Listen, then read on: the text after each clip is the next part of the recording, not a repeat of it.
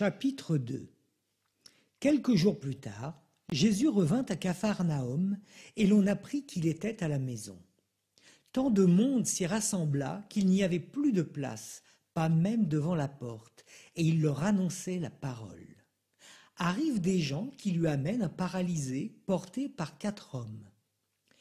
Comme ils ne peuvent l'approcher à cause de la foule, ils découvrent le toit au-dessus de lui, ils font une ouverture et descendent le brancard sur lequel était couché le paralysé. Voyant leur foi, Jésus dit au paralysé : « Mon enfant, tes péchés sont pardonnés. » Or, il y avait quelques scribes assis là qui raisonnaient en eux-mêmes. « Pourquoi celui-là parle-t-il ainsi ? Il blasphème. Qui donc peut pardonner les péchés, sinon Dieu seul ?» Percevant aussitôt dans son esprit les raisonnements qu'il se faisait, Jésus leur dit : « Pourquoi tenez-vous de tels raisonnements ? Qu'est-ce qui est le plus facile ? Dire à ce paralysé : tes péchés sont pardonnés ? Ou bien lui dire : lève-toi, prends ton brancard et marche. Eh bien, pour que vous sachiez que le Fils de l'homme a autorité pour pardonner les péchés sur terre, Jésus s'adressa au paralysé.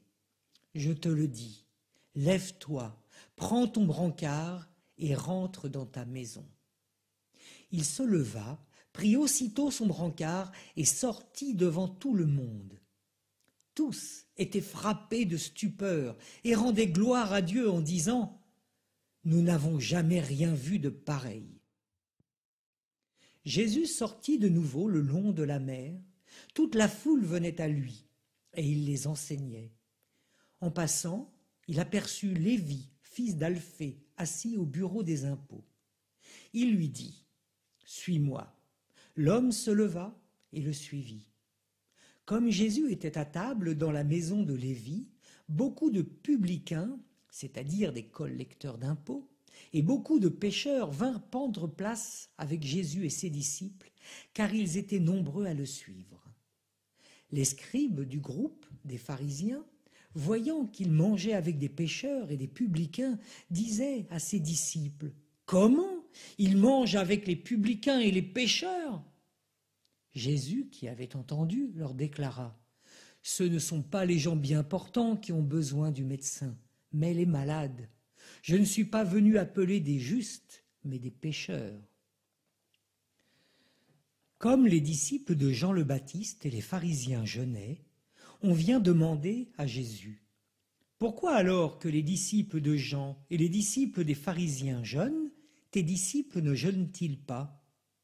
Jésus leur dit : « Les invités de la noce pourraient-ils jeûner pendant que l'époux est avec eux ? Tant qu'ils ont l'époux avec eux, ils ne peuvent pas jeûner. Mais des jours viendront où l'époux leur sera enlevé. Alors, ce jour-là, ils jeûneront.